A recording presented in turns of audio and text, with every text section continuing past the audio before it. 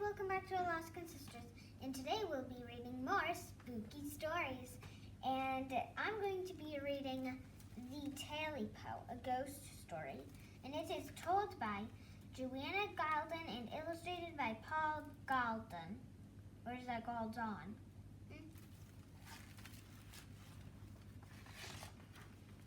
The Tailypo. There are 3 dogs in this picture.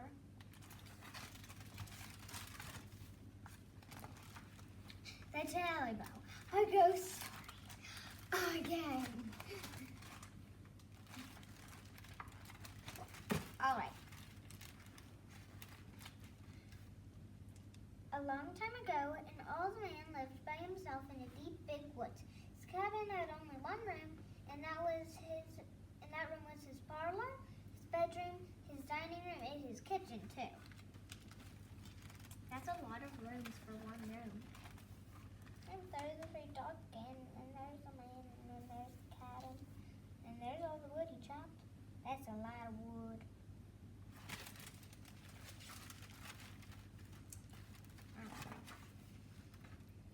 The old man had 3 dogs. One was called Uno, one was called Eno, and one was called Campito Calico. One day the man decided to go hunting to catch something for his supper.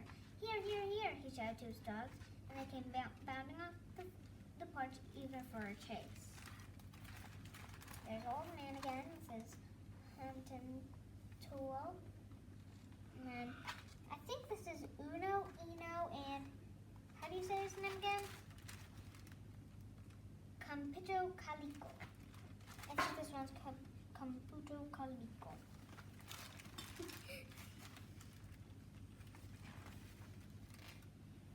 After many hours of hunting, the wind began to blow hard from the valley. It'll be dark soon, the old man said, and all we've caught is a skinny rabbit. He headed home, afraid he might go to bed hungry that night. The old man cooked and ate the rabbit and gave the bones to the dogs. Then he leaned back in his chair and watched the moon as it rose up big and full. The wind whistled around the cabin.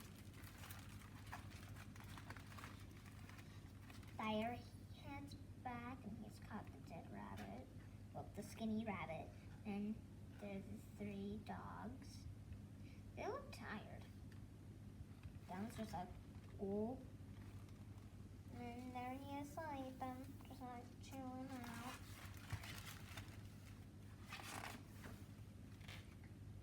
Just as the old man was about to doze off, a most curious creature crept through the crack between the logs and the walls. It had a big, long, furry tail.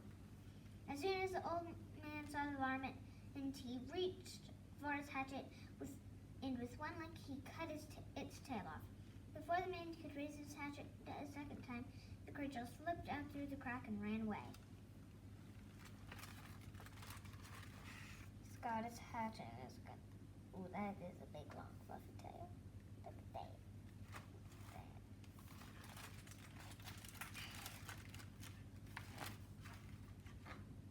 The old man was still hungry, so he took that big, long tail, cooked it, and ate it. After that, he stuffed up the crack in the wall and went to bed.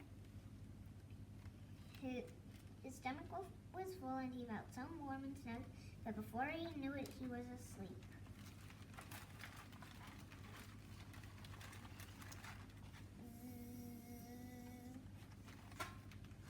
See it?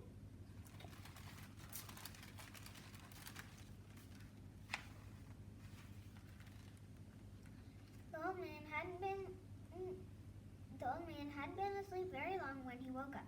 Something was climbing up the side of his cabin. It sounded like a cat. Scratch, scratch, scratch. Who's that? The old man asked. He laid still and listened, and after a while he heard a voice say, "Tailypo, Tailypo. Oh, all I want is my Tailypo." There, he's just like, "Who's there?" And the voice is saying, "Tailypo, Tailypo, all I want is my Tailypo." That's creepy.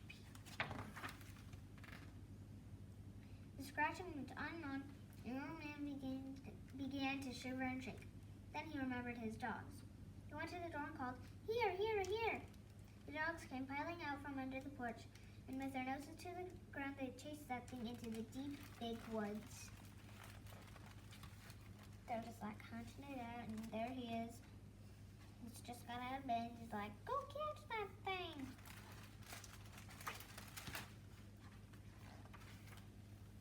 The old man pulled his covers tightly around him and went back to sleep. In the middle of the night, he woke up again. Now he heard something trying to get it in right above the cabin door. "Who's that?" he called. And what do you want at this time of night when all the good folks should be in bed?" He listened and he could hear it going, scratch, scratch, scratch. Then he heard the voice say, "Tailypo, Tailypo, I'm coming to get my Tailypo." Who do you think is saying that? Maybe it's not even a someone. Maybe it's a something. The old man was so scared he couldn't stand up. So he called his dogs from his bed. "Uno, Ino, Campito, Calico." Capito, Calico. "Here, here, here." And those dogs came bursting around the corner of the cabin. They caught up with that wild thing at the gate and tore the whole fence down trying to get it. Then they chased it into the swamp. At last, all was quiet again. With very sighs, the man went back to sleep. Those are brave dogs. There's the cabin. He's in his bed. Can't see him as his bed. Somewhere in there.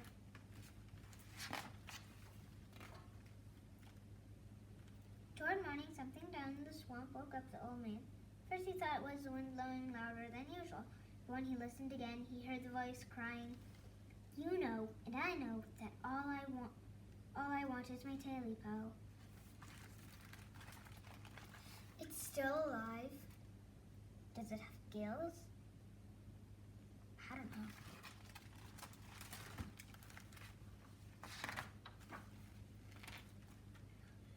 The old man called his dogs. "Here, here, here. Uno, Ino, Campito, Calico." This time the dogs didn't come. The old man ran outside in the moonlight and called again, "Here, dogs, here, here, here." But there was no trace of them. There was just the sound of wind blowing around the torn down fence. That thing had led the dogs way off into the swamp and lost them. Sadly, the man went back inside the cabin and shut and barred the door. Then he went back to bed. It does like, "Get that thing!" But they didn't answer.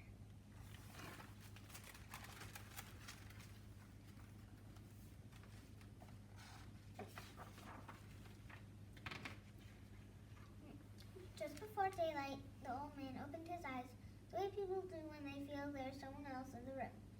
Something was stirring among the pots and pans. Then something that sounded just like a cat began climbing up the covers at the foot of the bed. The man listened and heard it. Scratch, scratch, scratch.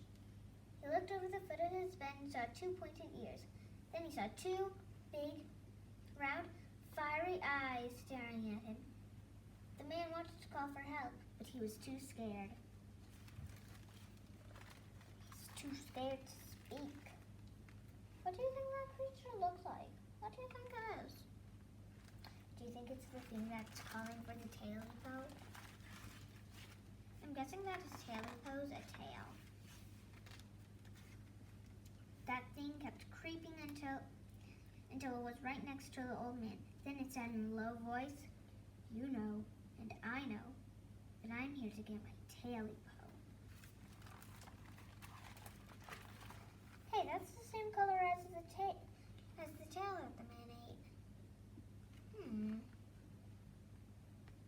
It's just like, "Oh no." It's just like, "Give me my Tailypo."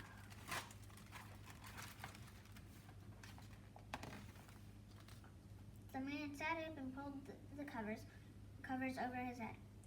All at once, he got his voice and said, "I haven't got your Tailypo." "Yes, you have," said the thing. "Yes, you have." And it jumped on top of that of that man and scratched everything to pieces. Everything? Everything? Everything.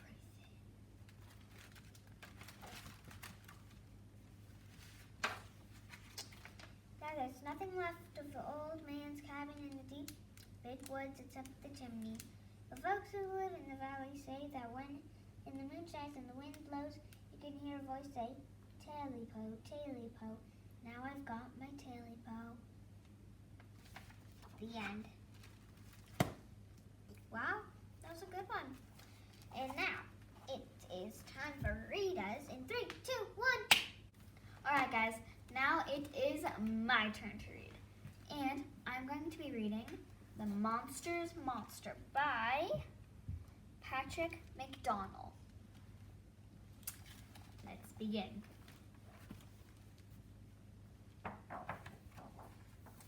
Grouch, Grump, and Little Gloom and Doom thought they were monsters.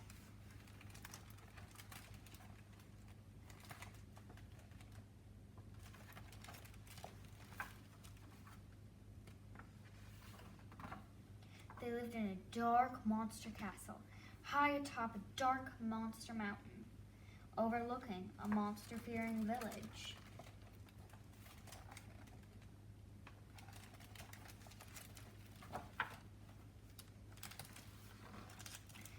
Their little monster heads were always filled with big monster thoughts.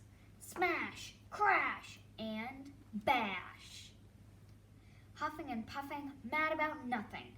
Their 10 favorite words were no, no, no, no, no, no, no, no, no. And can you guess what their 10th favorite word is? No!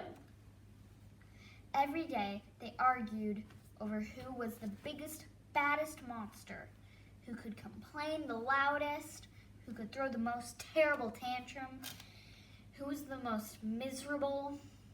These debates always ended in a brawl. These are things you don't want to do.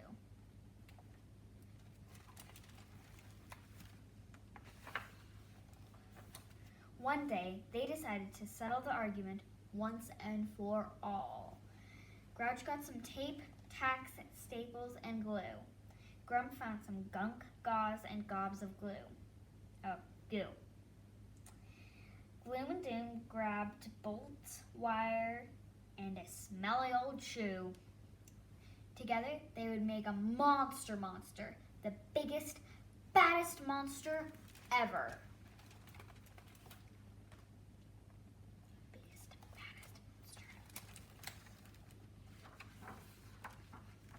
They hoisted their creation into the stormy sky, where, bam, a lightning bolt sent a powerful jolt through the creature.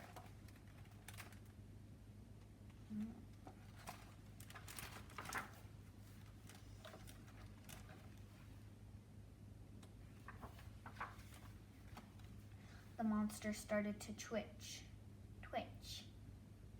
He's alive! Alive! The little terrors exclaimed. The monster roared as he stumbled around, tearing away his bandages. Big, Little Gloom squealed. Bad, Little Doom squeaked. Monster! They all cheered together. The growling giant reached toward them, and then, in a deep, booming voice, he said his first words.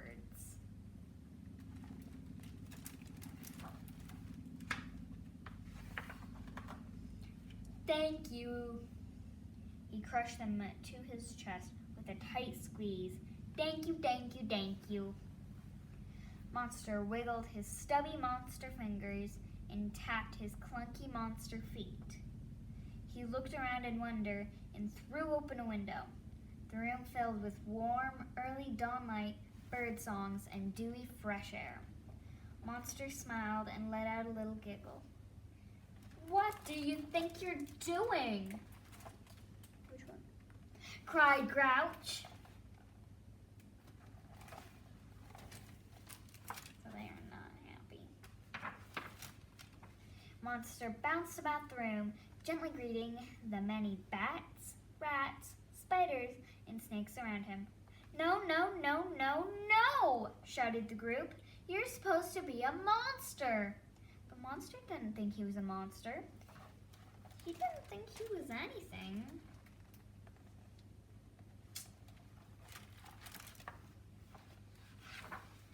But thankful to be alive, Monster became still, sniffing a hint of sweetness in the morning air.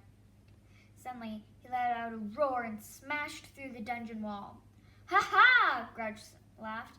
"He's finally coming to his senses." "Yes, yes!" shouted Grump. "He's off to make mayhem in the village." "He's going to smash, crash, and bash!" cried Gloom and Doom.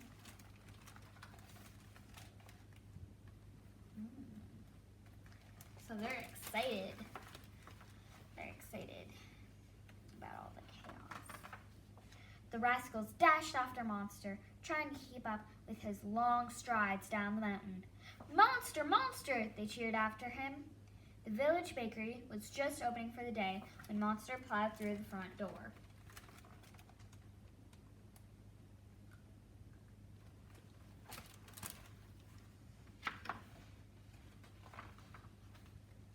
Grouch, Grump, and Gloom and Doom anxiously waited outside the shop, peering through the dusty windows. "Big," whispered Gloom. "Bad," whispered Doom. "Shh, shh," begged Grump. "I want to hear the howls and yowls." There was a tense quiet, and then finally, from inside the bakery, they heard, "Thank you." Monster appeared, clutching a white paper bag. Then he turned and headed out of town toward the beach.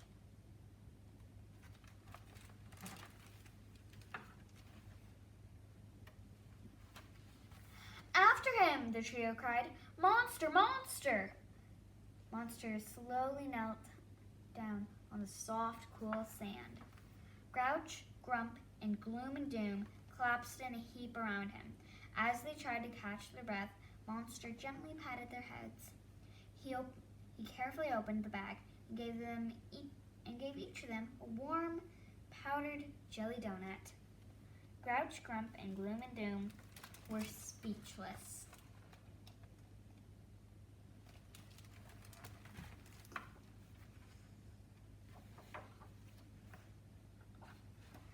But then they remembered what their big, bad monster had said. "Thank you." Monster looked at them and smiled. They smiled back, and together they all started to giggle. Grouch, Grump, Little Doom and Gloom, and their new friend sat quietly on the shore, watching the sunrise.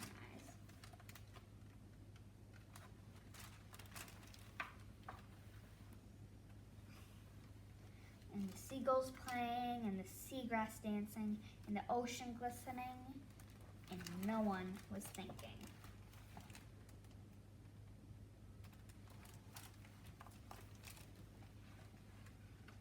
And no one was thinking about being a monster.